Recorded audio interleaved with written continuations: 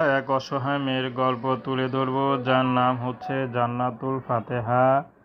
জান্নাতুল ফাতেহার বাবা আছে, ছোট একটা বোন আছে, কিন্তু তার মা নেই, কারণ তার মা অনেক আগেই মারা গিয়েছে। তো জান্নাতুল এখন ইউটিউবে এসেছে মূলত বিয়ে শাদির জন্য, কারণ জান্নাতুলের এখনো বিয়ে শাদী হয়নি। তো চাচ্ছে ভালো একটা জীবন সঙ্গী, যে তাকে একটু ভালোবাসবে, ভালো রাখবে, তেমন একটা মানুষ পেলে জান্নাতুল বিয়ে শাদী করতে রাজি আছে।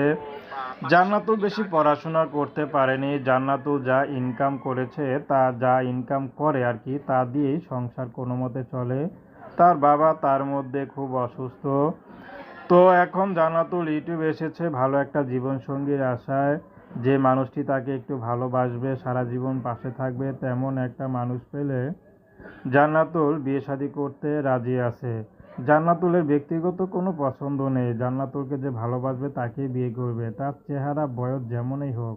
কারণ টাকার জন্য তার বিয়ে হচ্ছে না, কারণ তার বাবার ইনকাম নেই, তার মা নেই, তার তো কোনো গার্ডিয়ান নেই।